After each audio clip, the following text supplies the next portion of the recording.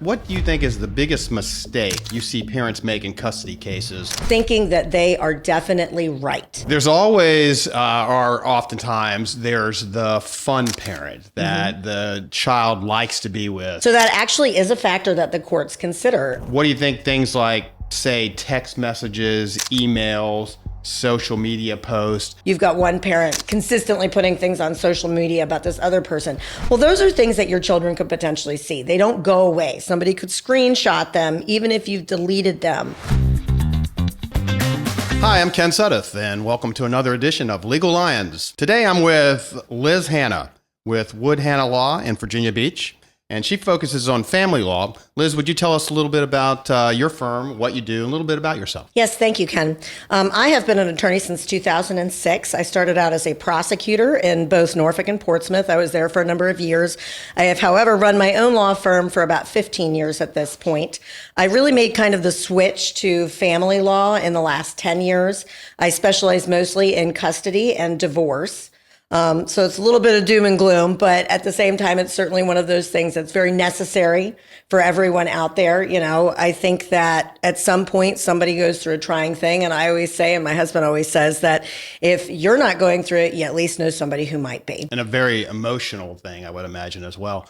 Well, so that's a very, very important topic. So what I'd like to do today, I think, is focus on this part of it. What do you think is the biggest mistake you see parents make in custody cases before they even step into court? I think the biggest mistake people will tend to make is thinking that they are definitely right. You know, there's always going to be consideration when the court looks at it for what the best interests of the child are. It is always very child-centric and child-focused. It is not going to be about what mom wants or what dad wants or what mom ultimately thinks is right or what dad ultimately thinks is right. So I always kind of try and encourage people to look at it and say, hey, maybe we should at least somewhat consider the other person's viewpoint, because really the court's going to look at it from a reasonableness standpoint and want to consider, you know, is this party being reasonable? Is this party being unreasonable? And that to me is generally the biggest thing, is always trying to make sure you consider the largest picture. I think the other thing that can happen in a lot of these cases is that if you do have somebody who feels like that they are correct, they will tend to alienate the other person or minimize the other person's contribution to the child. Virginia, while it does not necessarily have a presumption for anything in terms of 50-50 custody or primary physical custody or anything like that, is going to consider two parents as equals. They are not going to consider one parent as kind of the superior parent, even if that parent was a stay-at-home parent and the primary parent. So those are the types of things I look at and kind of counsel people on when considering what to do in a custody case. So you touched on this already, but when clients first come to you, what do you usually think matters the most in a custody case, if you had to pick one thing out of what we just talked about? Really, I think what matters the most, again, is that idea of looking at it from what is the child's best interest. You know, you can have all kinds of different scenarios. And like I said earlier, you know, the court doesn't necessarily favor one type of scenario with 50-50 or with a primary physical custody situation, but the court is going to take into consideration many factors. One of those factors is going to be location. I will say that if the court has the opportunity to do something more akin to 50-50 because the parents live more locally and live kind of, you know, down the street from each other in the same school district, things like that, then the court is probably going to look at a 50-50 custody scenario much more closely than in a scenario where, particularly in the Hampton Roads area, as an example, you have one parent who lives in Virginia Beach and one parent who lives through the tunnel on the peninsula. You know, that's not a scenario that's really conducive to doing a 50-50 custody. That all being said, when you look at those scenarios, or let's say you have an out-of-state parent, there are different ways that the court kind of looks at it in terms of making up time, for lack of a better way of putting it. You know, you may have a child who goes out of state with the other parent the majority of the summer, because that's when that parent is going to have that opportunity to parent.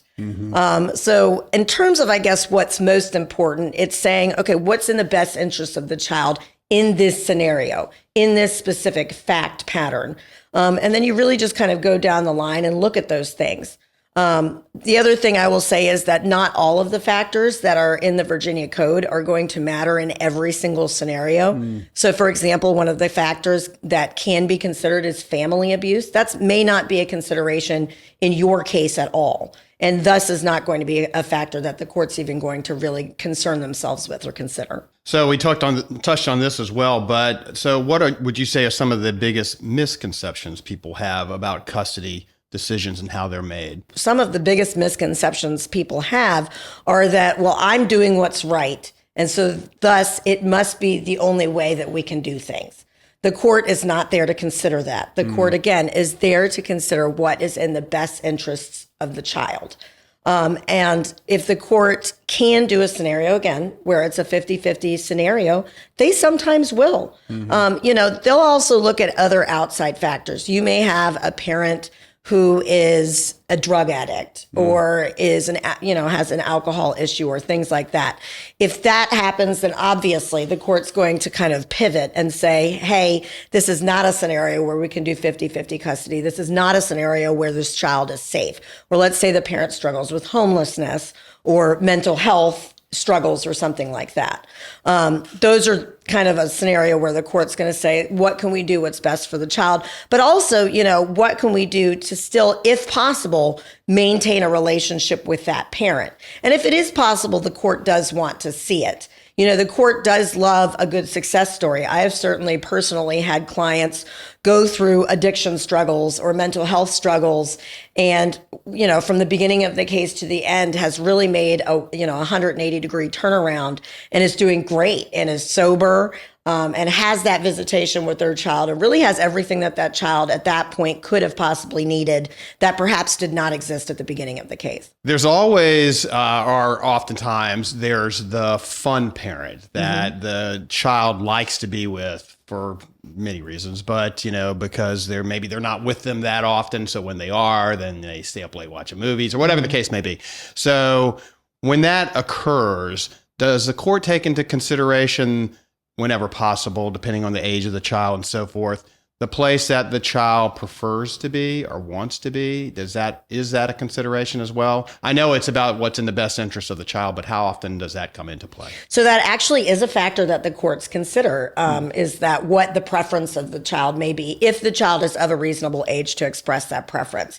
So what that really means, and while there's no hard and fast rule, is that obviously probably any child who's about under the age of 6 or 7 is not really going to be able to express a preference. These are children who just want to be loved by both parents. That's kind of vastly true amongst any child who's under the age of probably 7 years old. Even if they've experienced some sort of trauma with that parent, they still really just want to be loved by them. Then you have that kind of interesting years, I would call them the early tween to almost teenage years, where you're going to have a child who's definitely going to be able to express a preference.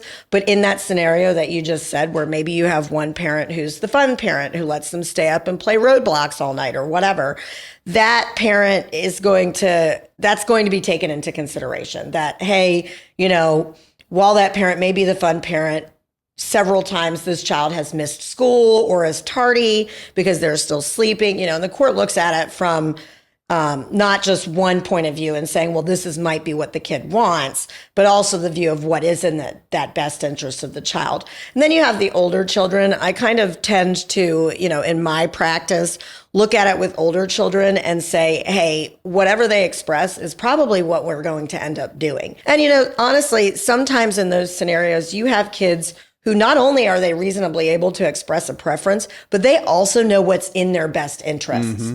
I've had scenarios where children did not find their home life to be as good as it could be. They weren't going to school regularly. And they came to the court and they said, I don't necessarily want to be here. Then what do you think are some of the most damaging mistakes you see people make, both leading up to and during a custody case? What can they do to kind of help their case? So child custody tends to be one issue of divorce. And actually in Virginia courts, and I think this would be helpful for your viewers, there are different courts that kind of deal with just juvenile things.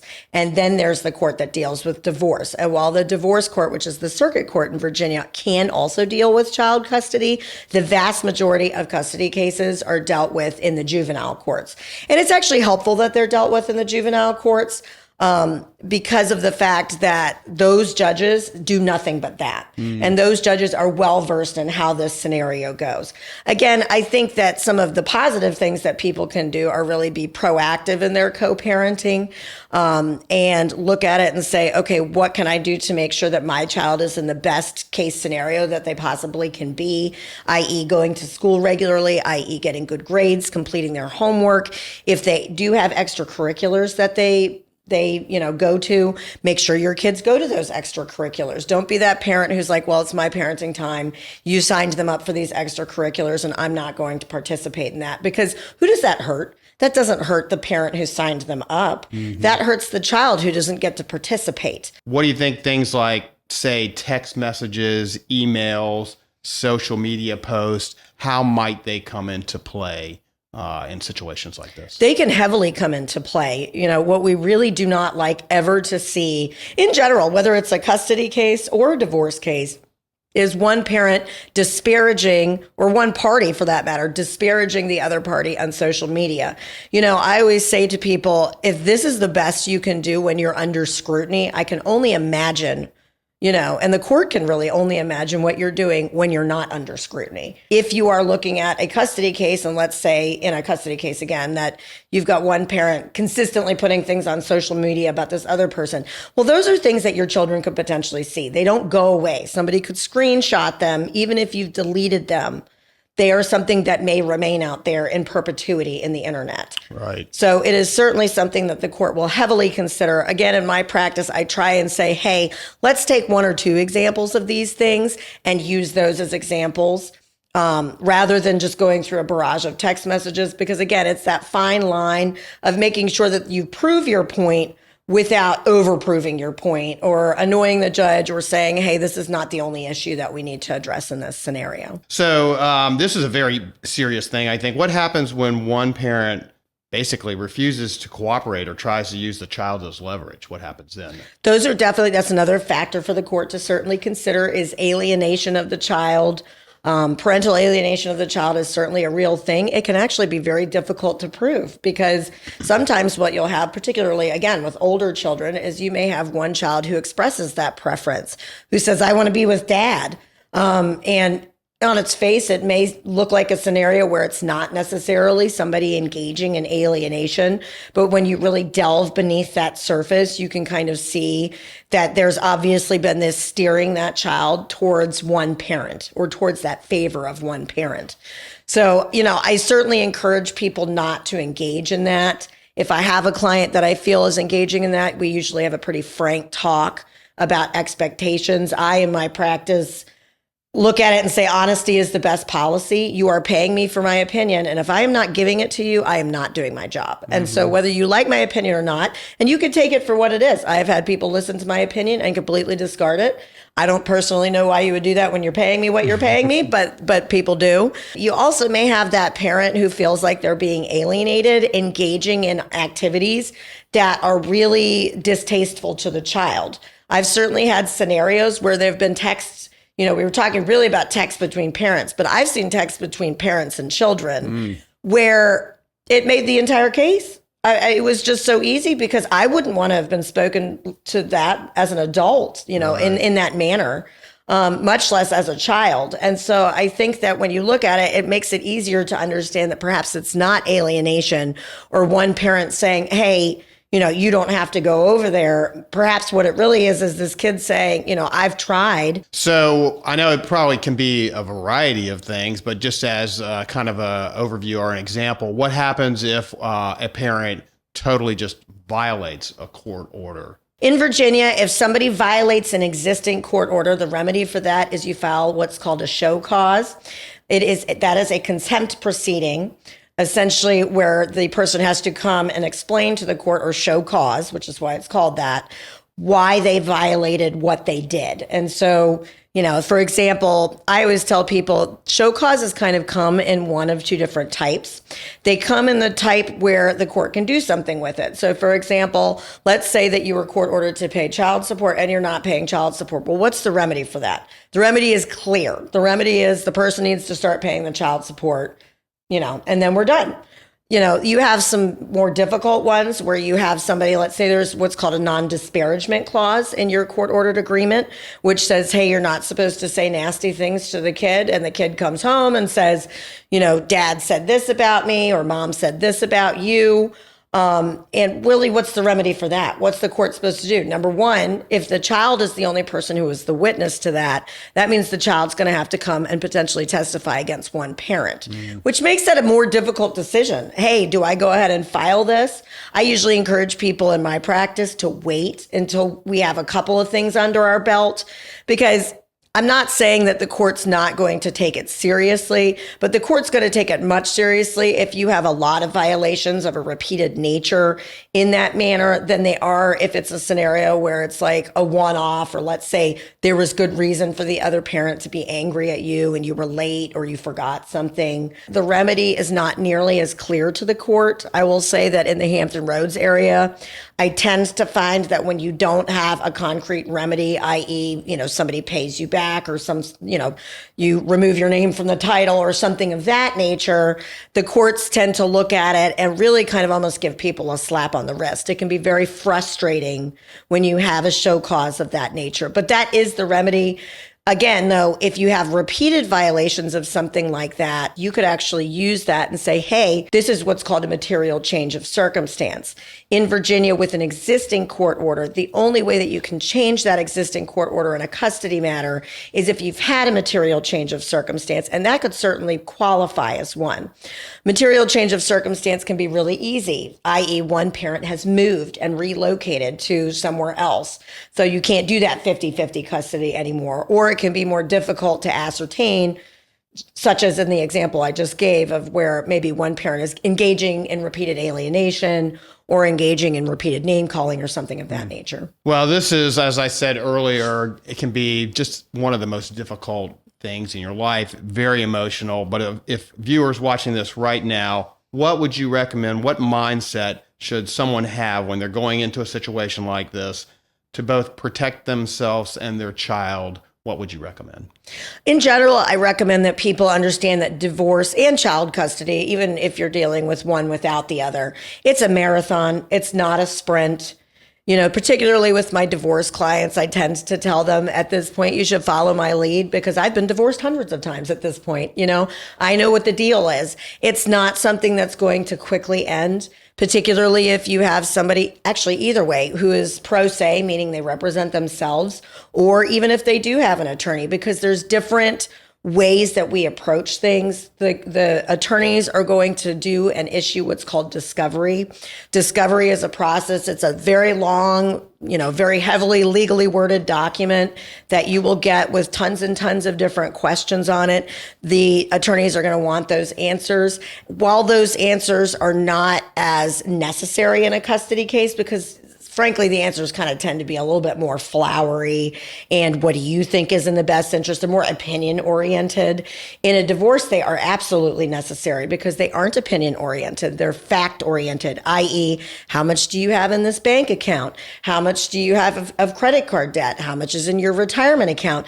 And really that gives the attorneys the opportunities to kind of get an idea of what the entire marital estate looks like, so that once we have that and we can ascertain what that actually is, we can then begin that equitable distribution of the marital estate. Particularly in Virginia and in Hampton Roads, also in particular, a lot of times the South Side, they will recommend or require that you do what's called a judicial settlement conference. Even with the custody cases, sometimes they will require a settlement conference of some sort. And really the reason for that, particularly with the divorces, is that 50% of marriages end in divorce. And the courts are never interested in making decisions about things that you guys have already agreed to. So what they're really trying to do is make it a scenario where they have to make a decision, meaning the court, as small as possible. But that's why I say it's a marathon, it's not a sprint, because you have to have all of these kind of certain steps happen beforehand. I also advise people to really look at it from that standpoint and break it up and say, here is, where we're starting with this. We're starting that discovery process. We've got to wait until that discovery process is completed. And then generally speaking, sometimes in there, we will have a court hearing dealing with maybe the discovery process. A lot of times with the divorces, we do what's called a pendente lite hearing. What a pendente lite hearing is it's a type of hearing that puts kind of a temporary patch on some of the larger things in a marriage. So, for example, it will deal with who gets the house. It will deal with spousal support, custody, if that's applicable, visitation, if that's applicable, child support, and then really some kind of the tangential side things. For example, who gets what vehicle, and then sometimes, who's going to pay what debts at this point in time. And again, those types of hearings are really designed just to serve as a temporary patch.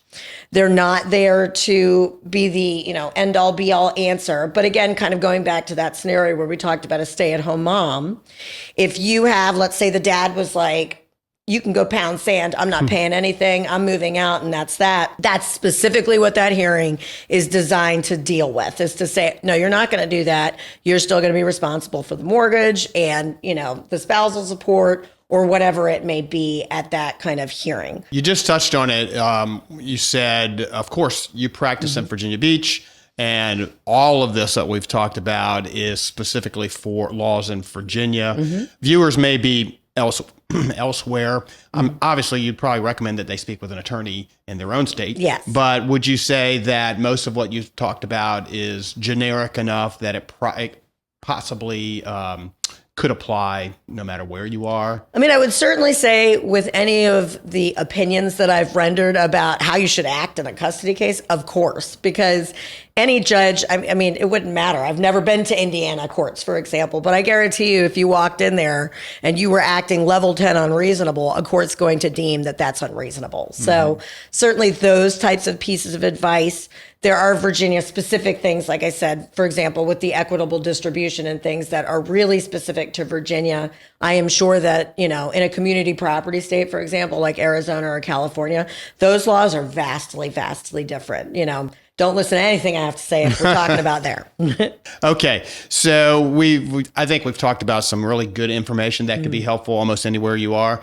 But would you say, if you had to touch on some key points now from everything that we just talked about, what would those things be? And maybe something that we haven't touched on that you think is important to mention. With regard to divorce, and this is just my personal piece of advice with things, I will say that it's been my experience, particularly in the Hampton Roads area, that especially with regards to assets, that assets tend to be a scenario where the court will look at that and very much divide everything 50-50. And kind of taken in the same vein with that, it's always been my kind of advice to people to say, if you have a scenario where, let's just say you think you're going to have a volatile spouse when they find out that you want a divorce, you go in that joint bank account and you take half immediately. Because if the court's going to award you half regardless, it is a lot easier to get that up front than have somebody take all of it and leave you with nothing and then have to come petition the court and request for it back. Other pieces of advice I would say, again, would be that reminder that it is a marathon. It's not a sprint. I think mentally that very much helps people get through what's going on. And then finally, really especially with regard to children, looking at it and saying, hey, I got to do what's in the best interest of the child. Whether that's in my best interest might be actually completely diametrically opposed. I just don't know. Those would be my big main pieces of advice to give people. Well, thank you. Thank you so much. I think that's important for folks to know. Speaking of important for folks to know, if they're going through a situation like this now, what is the best way for them to get in touch with you? Your phone number, your email? How can they reach you if they or someone they know or love is going through something like this? I always give people my cell number. They are always welcome to text me. I find text to be kind of the easy, way to do things, especially after COVID. It became much easier and people became much more accessible in much different ways.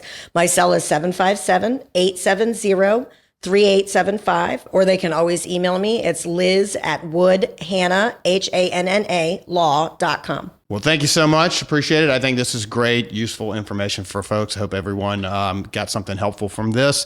Please let us know if you have any more questions about this topic or other topics that you'd like to see. This has been another edition of Legal Lions.